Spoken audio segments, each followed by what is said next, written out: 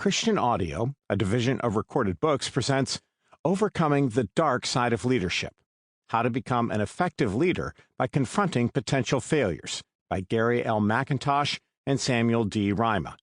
Narrated by Tom Parks.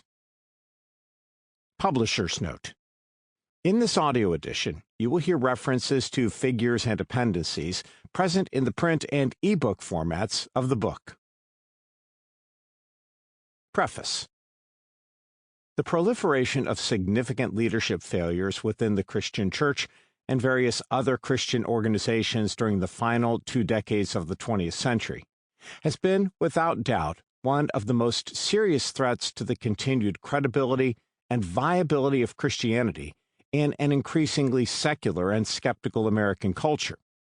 It is not uncommon to hear, on an almost monthly basis, of yet another failure within some segment of the Christian leadership community. Unfortunately, it seems that it is very often those leaders occupying highly visible and influential positions who are the victims of these failures. In light of this increase in failures among Christian leaders, or at least our increased awareness of them, something must be done to educate present and future leaders as to the causes, results, and potential prevention of these failures. Sadly, very little training is given in this area at the seminary and graduate school level to help future leaders diagnose and address personal issues that may plague them in their exercise of leadership. It is our prayer that this book will assist in doing so. The seeds for this study.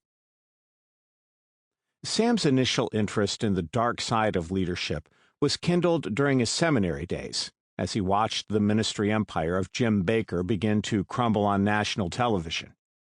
Watching in amazement as the Bakkers broadcast desperate and convoluted explanations of their sexual exploits, drug addictions, clandestine payoffs, and financial failures while in leadership at PTL, Sam wondered how a Christian leader like Jim Bakker could have fallen so far and committed such nefarious acts.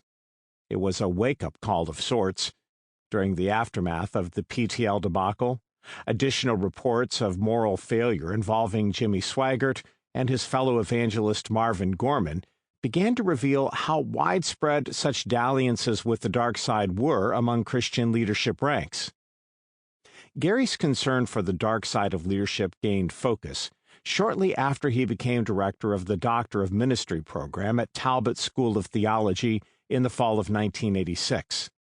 Within a few short years, he watched in frustration and pain as his 2 most popular adjunct professors, Gordon MacDonald and Frank Tillepaugh, disclosed moral failures. What caused gifted leaders such as Frank Tillepaugh, Gordon MacDonald, Jim Bakker, Jimmy Swaggart, and others to fail so dramatically in spite of their obvious love for God and passion for His church?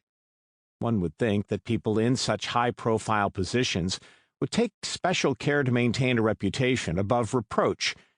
It almost seemed as if these leaders were driven to experience failure in equal proportion to their success.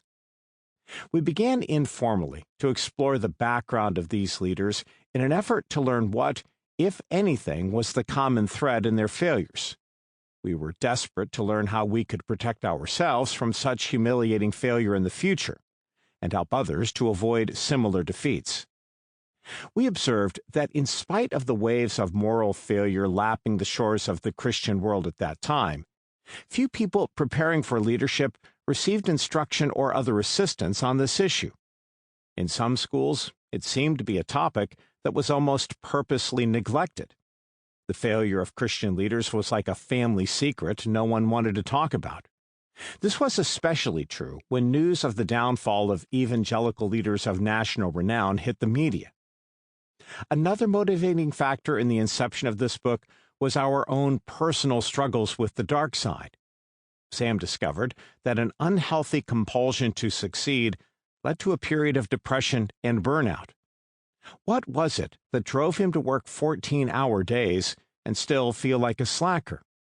Why did he constantly feel that others disapproved of his leadership? Gary experienced a similar drivenness that led to people's resisting his leadership. Sample complete. Ready to continue?